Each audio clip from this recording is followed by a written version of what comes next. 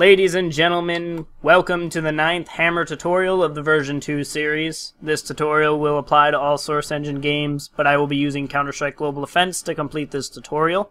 Today will be the creation, implementation, and painting of displacements in your level. There's a few things that we need to know before we go ahead and create all of our displacements. The first being that a displacement must always have 4 sides, and I'll show you guys what I mean when we go to create some. A displacement cannot be an entity, for instance a function detail, a function breakable, function brush, or so on. It will cause a VBSP compile error, and you'll need to move the brush back to the world before the map will compile properly. And the last one is that displacements do not stop leaks from reaching the void. Let's go ahead and hop to creating some displacements now. I'm going to go ahead and just grab a nature blend dirt leaves dirt, and we're just going to start with this texture. We're going to create a basic displacement to begin with. This is going to be just a 512 by 512 little piece of land. Now with this displacement created, we're going to take a closer look at it.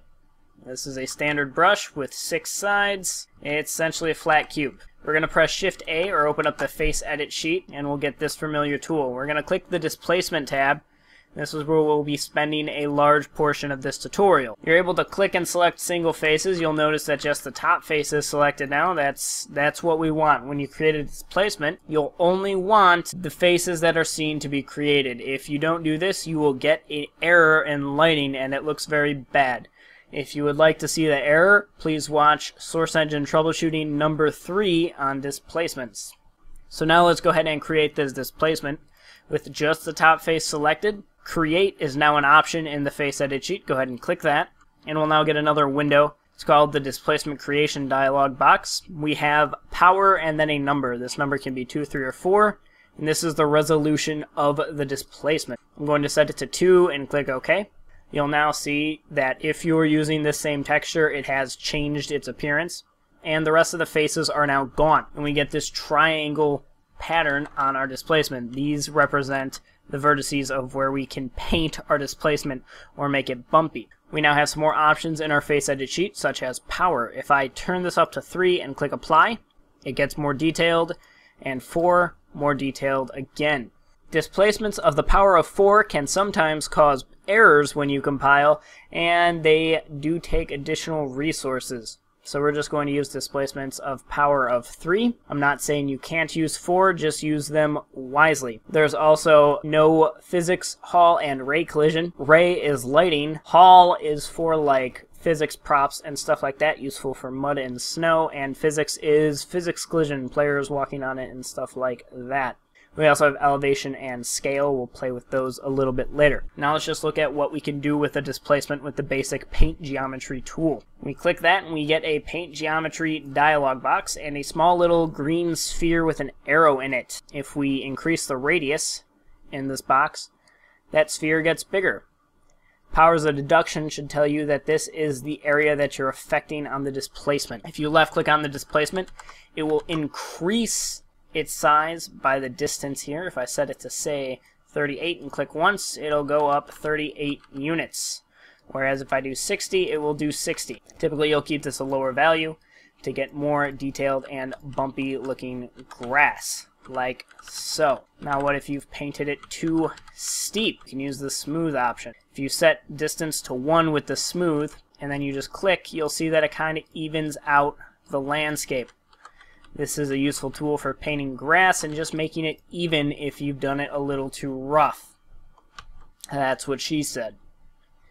We also have the Raise To feature, which will raise it to a distance and no higher. So right now it'll raise it to 35, and it won't go higher than 35 up from the original brush. This is great if you just want to raise it to a certain point and then cut it off. We can also use the elevation. If we turn up the elevation, say, to 6, click apply, it will raise the entire displacement up 6 units from its original position as a brush. Now what if we want to bring this displacement back to a normal brush? Simply select it and click destroy. It'll return to a normal brush, and you'll be good to go. We're going to turn it back into a displacement with a power of 3. Now let's look what happens when we stretch a displacement. I'm going to place a player model there for reference. You can see the grid pattern. And now when I make the displacement bigger, that grid has stayed the same size. This is because the resolution does not scale up with the brush. We actually have to create more displacements to be able to get a higher amount of detail out of our displacement. Even if you were using power of 4, that sometimes is not enough detail for what you want. So I'm going to scale my grid down to a hefty 32. And we're going to create an adjacent displacement. We're just going to do this with a simple shift drag, so hold down the shift key and drag this buddy over. We now have 2 displacements here, which is fine and dandy. Now sometimes when you're painting displacements, they don't equal up. For instance, I'm going to paint this, and oh no, there's this massive black space. This isn't an issue because displacements can be sewn, which is basically Hammer automatically lining up the vertex points so that the displacements don't have any holes in them. To do this, just select both the displacements, holding the control key to select multiple objects. And sew is now an option. Go ahead and click sew, and it should automatically line up all of those points. Now there's a reason it did this, is because we've created the displacements to be adjacent and the vertex points are lining up. Now let's go ahead and take a look at what happens when the vertex points don't line up. Say if this displacement is a bit smaller. We can see the vertex points by using the vertex tool or these little dots in your 2D view, but in the 3D view with the vertex tool selected, we click and we see these white points. Those are the corner vertex points. Those must line up for a displacement to be able to sew. So these bottom ones line up here, but the top ones do not. Let's see what happens when I try to sew these. Nothing. It's because those vertex points don't line up. Now I can select these points and make them line up again, and now they will sew without an issue. Now again, displacements must always have 4 sides, and you may be asking yourself now, how do you get a brush with less than 4 sides? You can use the clipping tool or you can use the vertex tool to create additional sides on your brush. So I'm going to clip this corner off. This will give me a face that will have 5 sides to it. As soon as I hit the enter key, the displacement's going to destroy and return back to a normal brush. This is because a displacement cannot have more than 4 sides. It creates a bit of a puzzle when we go to create our level. While making the vertex points line up and always having 4 sides, you have to do some creative work to get the landscape that you want. Now there's a few additional tricks that we can use to make sewing our displacements easier, such as aligning them to the middle point on the brush. You'll notice that when we're in the vertex tool, we have these yellow points in the middle. Now those yellow points can also be used to sew our displacement. If I cut this brush to be half the size, this brush now has lined up vertex points at the corner and at the middle. So now these will actually sew. So with the face edit sheet selected, I click sew, and it's going to go ahead and sew those together. Sometimes you'll get a little distortion here. The easiest way is to just manually repair that to give it the effect that you want, and then just resew it. Now, what if we want, for some reason, we have 2 of these, which also isn't a problem. Now that we have 2 here, so we have 2 small displacements and 1 large one, we just select them both, go to displacement, and sew, and it'll automatically do it. Now there's something that you may have noticed, that these don't line up with anything. That's because it's just completely ignoring these, or the removed verts.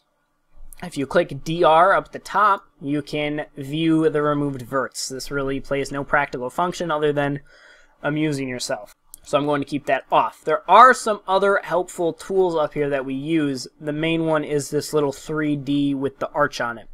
This draws displacements how they're painted instead of their original brush form. I'm going to turn this off so you can see what it does. So these are still displacements, but it's now drawing them as if they're not painted. This is very useful for when you're creating the displacements and you need the vertex points to line up. So I'm just going to click that again to return them to their normal state. Now let's go ahead and create a small level that only uses displacements. This is going to be fairly simple because we're just going to use some very basic practices that we just learned upon. We're going to start off with our brush tool, and we're going to create 512 by 512 little block, and now we're just going to copy this a bunch of times. So we have about 9 of them. This will serve as our grassy little field. Now with these 9 selected, go ahead and bring up the face edit sheet. Select just the top face only, click displacement, create, power of 3, And we're good. Now onto this texture changing. This is because we selected a blend texture. When you browse for a texture, you can typically search blend, B-L-E-N-D, and you'll get all of Valve's blend textures. Some of them will have an interesting tooltip like this, where there's two triangles showing two different textures. This is the blend texture. Other ones you can't see what their blend is from the thumbnail. You can just see that it says like blend old leaves, dirt leaves. It gives you kind of a hint of what you're going to get from that blend. But let's go ahead and look at what we're actually getting. So out of blend dirt leaves dirt, we go to displacement tab and invert alpha. When we click this, it will flip the texture to the other alpha so we can see what that is. But we actually want to paint the alpha. This will allow us to draw a path, if you will, down the center of the texture. So I'm going to grab my paint alpha here, and we get a kind of familiar box. I'm going to use the brush, and this is how large of an area it's going to affect. I'm going to choose 3 and set my value here to 100. This slider goes from 1 to 255. This is exactly how alpha works in everything else. It's a value from 0 to 255. 0 is off, 255 is on, or in our case, 0 is texture 1, 255 is texture 2.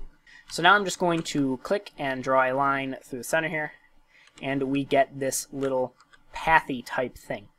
I'm going to turn my value down and kind of paint it a little more using right click to take away. This is just adding a little bit of detail to my path. Now we can look in on our path and kind of see that we have a dirt path in the middle here. If we want to survey and sample some other textures, we just select them and then we can apply them to see what we're getting. That one doesn't really look that great. That's a gravel path.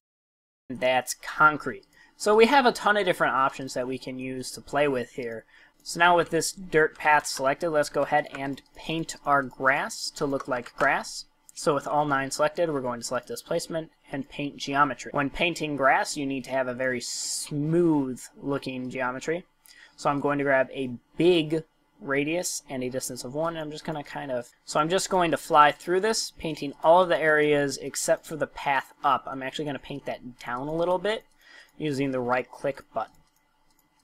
And then with this kind of how I want it to look, I'm going to grab a smaller brush, change this to smooth, and smooth out the path. This will make it a bit flatter. Now I can fly down and look at what I have. This will be good for the purposes of the tutorial. Now I'm going to click noise. What noise does is it randomly adds a value to each vertex. It's noise. So if you click noise, you'll get a min and max. Just for example's sake, I'm going to set the max to 90. Hit enter, and you'll see that it's all over the place. That's completely not what we want. For noise, I'm just going to set the max to 10. And that'll just kind of give us a little bit of a jagged feel to it.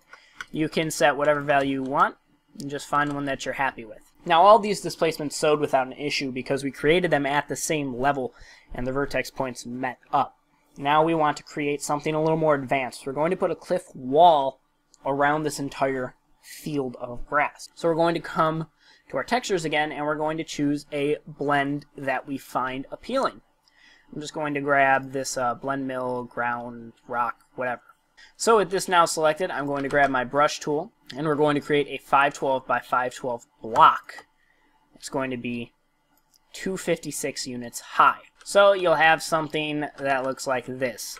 Not that great. What we need to do is make sure that its vertex points line up with the grass beneath it. So we're going to turn off the 3D displacement draw so we can better visualize what we're working with here. Now I can use my vertex tool to actually verify that yes, these inside faces here do line up. The vertex points do meet, and they will sew. So now I'm going to just shift drag this brush to be on all 3 sides. This is how I'm going to make this structure a little bit faster by doing it kind of a cheap little way. I'm going to select these 6 faces, the 3 top ones and the 3 front ones, click Displacement tab and Create with a power of 3. We're now going to subdivide this displacement. Subdivision automatically smooths out a displacement depending on how it's selected. So go ahead and click Subdivide, and we'll see that it kind of curved this geometry inwards very smoothly. But the points are jagged. This is because that's just how the displacement was formed when we selected and subdivided it. The workaround to this is actually just is create some dummy displacement. So I'm going to create a fake displacement there and a fake displacement there, select them all and subdivide them, and then just delete those two fake ones on the edge. Now this is too smooth for what I want, so I'm going to select them all again, go to displacement, and change the scale to 0.65. Then click apply, and I'll see that it's kind of hardened that out a little bit.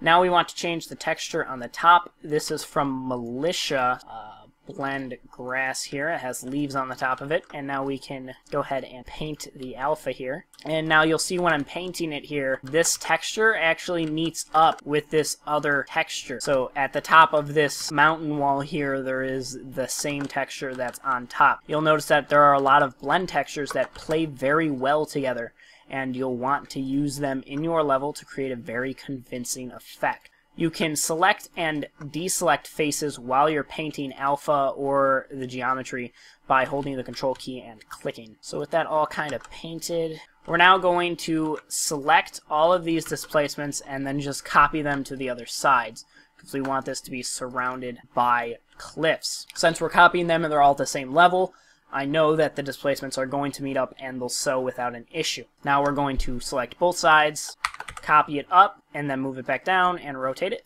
And now we have the four sides, but we have these little spaces here in the corners that we need to resolve. We're going to do this with the vertex manipulation tool once again. You need to get very familiar with the vertex tool when you're working with displacements. So pressing Shift V once again, we're going to grab this piece here, and we're looking at this back vertex point.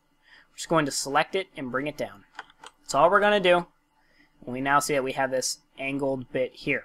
We're now going to select the other one, grab this back vertex point, and pull it over so it meets. This is exactly what we want. We have this little mismatched diamond shape here. That's not to worry about. When we sew, that'll go away. We just want to do this to all four corners. This is making it so we can sew our displacements without having to create a new brush.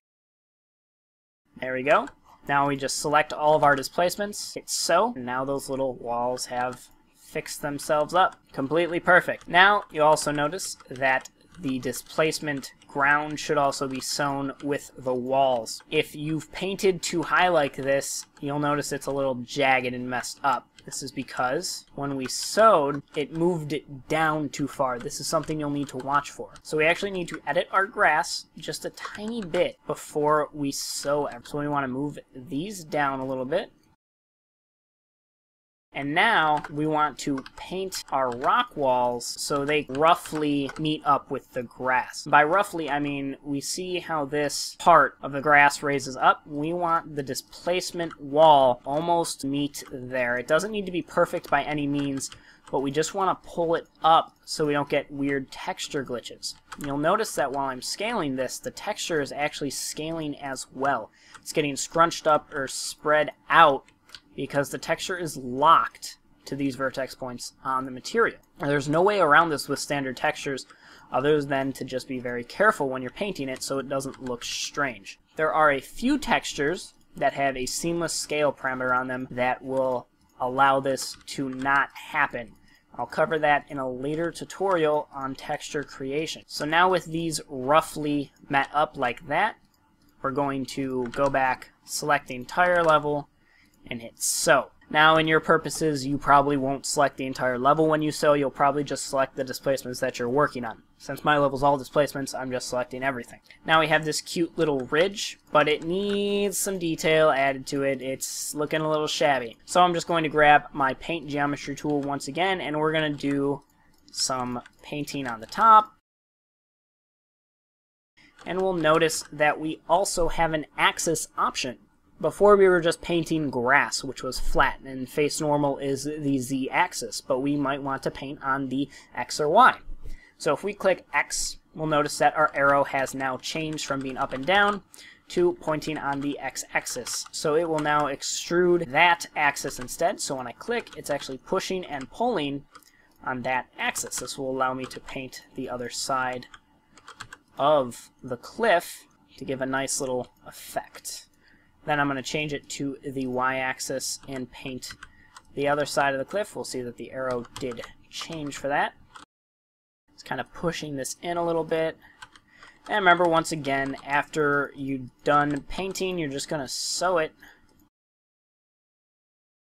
Now, these corners can be a bit of a hassle, but not to fear, we can always change this to the subdivide normal. So if we click this, we will get an arrow that's pointing out from the brush center, which means that when we click, nothing will actually happen until you turn spatial off. So it's very important to note you have to turn spatial off for this to work. And then with spatial off, you are editing on a per vertex basis. So now when we click, it's pulling this one vertex in the direction that it's already been pulled. This will allow us to smooth out this corner a little bit, since we're just pulling it out in the exact same way that it's already been pulled.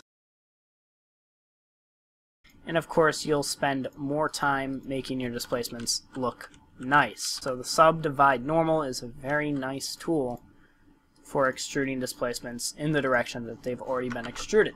We now resew our displacements, and they're looking pretty good. Now we're going to create a hole. Now, holes in displacements are actually much harder than you would imagine. We're going to create a hole in this corner over here. That leads to a small little cavern underneath the level. For this, I'm going to actually change the texture to be a different one. It's actually going to be this little dirt texture. So we now have this small little dirt patch here, and this is where our sinkhole is going to be. Now, we're going to look at this brush in our top 3D view. We need to go ahead and cut away some of the unneeded bits here. I'm just hiding these so we can focus on our single displacement. We're now going to choose where we're cutting, so we're just going to use the clipping tool of Shift X and cut our hole out.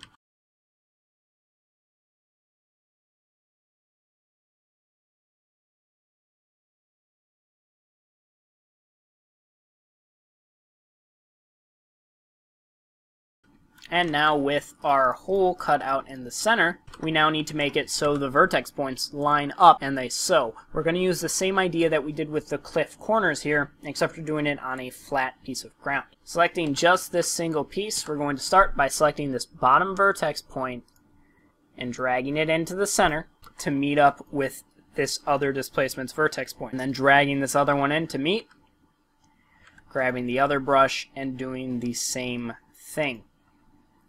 So what you're left with is this shape with the two flat sides and the two angled sides on each piece. Now we have to make these other two pieces match and fit in like perfect puzzle pieces. Pull those up like that, just like so. Now we'll unhide everything, and voila, we have our hole. We just need to resew it, so we'll select all adjacent displacements, sew. There's a quick little way to select adjacent displacements if you're lazy. If you select a displacement in the face edit sheet and then just click select adjacent a few times, you'll select all the adjacent displacements automatically. Now when I created this, it kind of destroyed the smoothness of the ground, so this is where I'm going to use my smooth function and just kind of smooth on the Z-axis here, just a little bit to make this hole be a little more appealing to me. Now we need to make a small little tunnel underneath the hole that's going to lead to our little sandy cavern. Turning 3D off so I can easily view the vertex points while I'm creating my displacements. I'm creating a brush here along the side and pulling it straight down. There will be clipping on this top plane here, but I'm actually deleting all of the faces except for this inside one, so this is completely okay. So dragging that down, 512, I'm going to copy it over, then copy them both and rotate them. So my goal here is to have these middle points and all their vertex points line up and verify that they do in fact line up. We can see that they are lining up without a problem. Going back to the 3D view, I'm selecting the inside faces and making them displacements of a power of 3 now, and now I'm clicking invert alpha to turn them into the other texture that I want to use. Now going to click subdivide, and that will turn it into a tube-like structure. Now I'm selecting the top faces of the hole, and I'm just going to paint this downward some, so it almost looks like a little sinkhole. Now with that painted down, and I've kind of destroyed it a little bit, it's not a problem, just going to use smooth and kind of fix that up a little teeny tiny bit. Select these adjacent displacements down here, and even though there's this big gap here, the brush's vertex points line up, so they'll sew. There we go. We have our little hole with a tunnel in our displacement. Sew everything back up, and there we go. May look a little weird, but once I paint the alpha on the rest of the way, it should be good. Now to put my slight cavern on the bottom here. This is going to be very, very, very simple. Just going to create a small little box.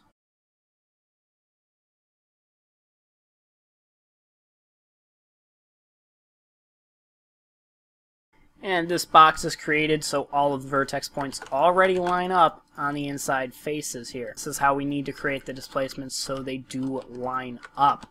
Now I just need to create the tippy top here, so that way it meets up with these inside faces. And we're going to create this the exact same way that we created the hole in the top here, because it's just a hole, it's just chilling upside down. So now with all of these, I'm just going to grab the vertex points and make that.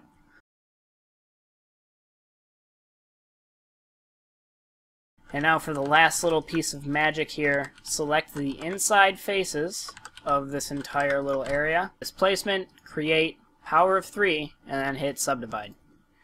And it will smooth it out into a sphere. I'm going to change scale to 0.6, hit apply, and then I'm going to add noise of 15. And that'll be all I'm going to do to this room, besides invert the alpha and then paint the alpha on the floor to be grass. Lastly, I'll sew it. And again, you can spend hours displacementing. It's just a very fun way to add a new level of depth to your map. That's a little jagged, but it's fine. And the last thing that we're going to add for this tutorial is a cave in the side of one of these cliff walls. When we cut this displacement up to create the cave, we want to make sure that it's going to line up with this dirt path here. So about right here should be good. But what if we decide we want it to be over to the left more? This is going to be fairly simple. I'm going to start by readjusting the path, meet up over here, because that's where I want the cave to be. But it's right in the middle of this brush. We don't want these vertex points to be in the way here. This isn't an issue, we just need to rethink our game plan a little bit and move the vertex points completely out of our way. So, selecting all of these brushes here, I'm going to highlight these vertex points. Not this one, because that one needs to stay there, and I'm just going to move them down. Just completely out of my way. Now we'll see we have a small one over here and kind of a strange shape there. And our path has moved a little bit, so we'll need to readjust that. Now that we've readjusted and we want our cliff to be somewhere right here, we just want to start by cutting the cliff opening out. So I'm going to make a cut here, and then make another cut here. So this is how wide my path will be. Now lastly, I need to cut vertically off the top of this. So, reducing my grid size and then making a cut across the top flat, I now have the opening. I'm just going to delete this brush, and this is what I have to work with.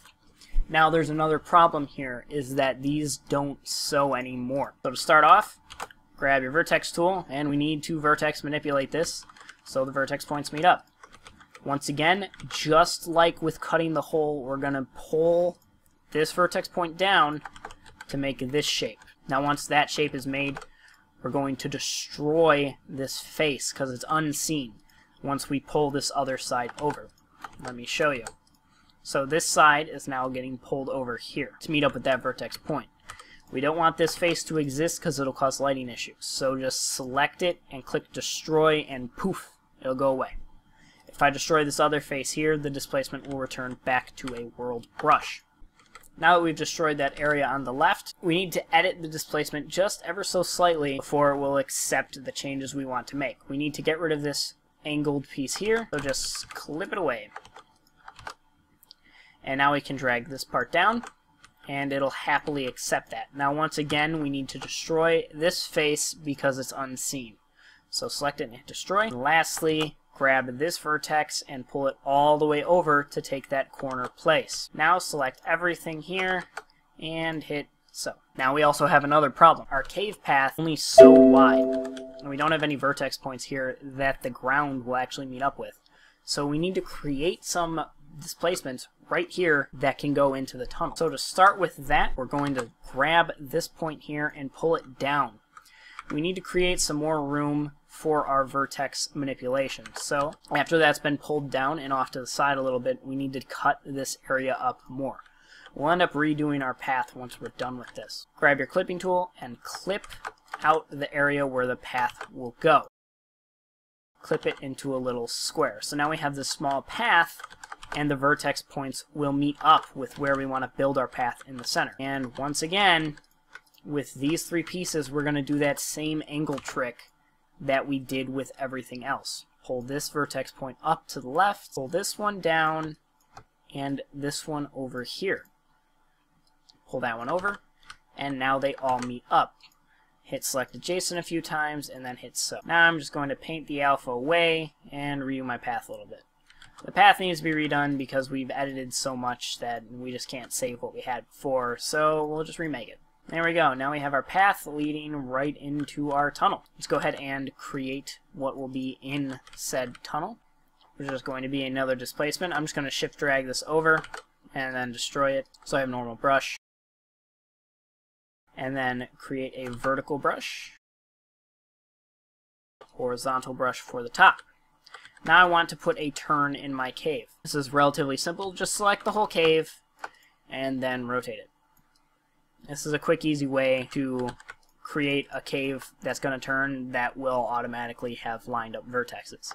Grab your clipping tool and do a 45-degree cut on the center here where they turn, only splitting it. You're not going to delete anything. Then select the selection tool, deselect the 4 sides that you want to keep, and then just delete those extra bits in the corner. Now grab your face edit sheet, select the inside faces, and turn them into displacements. Now I'm just going to hit subdivide, and it'll make it a curved path here, which actually looks really good, but it's a little too perfect. So we're going to scale it down to 0.7. Click apply. Add some noise, and then we're going to paint the alpha on the ground to be the dirt path that we've been using ever so much. And then typically you'll change the wall textures as well as the ceiling to make the cave look more realistic.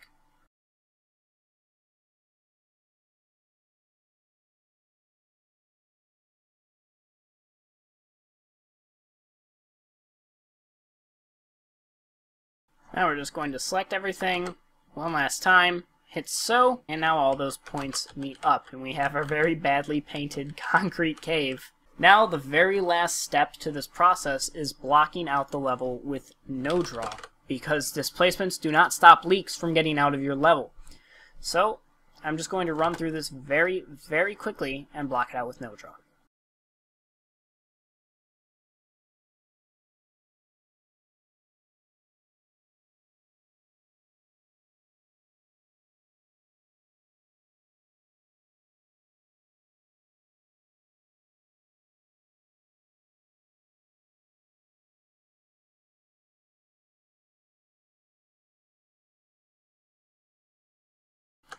Now with the level completely blocked off with world brushes that will prevent leaks from escaping, I'm going to go ahead and compile this level. Alright, here we are in game. We have our displacements. We can see that some of these hills are a little too hilly, and that's just something that you'll learn to deal with as you make more displacements. Everything will get better with time. We have our small little cave over here that looks pretty darn good. Some of the displacements are a little rough where they've met up and been auto-sewed. So again, always make sure that you go back through your level and manually touch up the displacements. And you spend a lot of time working with that. This cave looks pretty decent for the amount of time that we spent on it, which was like 2 seconds. Get on here and let's go check out our little bowl hole down here, which looks not too shabby. This looks pretty good. And that's the basics of displacements, guys, and how to create them and implement them into your level. There's another tool that you can use called Sculpt that was introduced with, I believe, Orangebox. It seems to be broken right now. When I learn more about the tool and how to get it working again, I'll be sure to make a tutorial on it. Thanks for watching. Don't forget to subscribe to stay up to date with Hammer Tutorial version 2 series mapping. Thanks for watching. I hope this covered everything that you guys wanted out of a displacement tutorial, and happy mapping.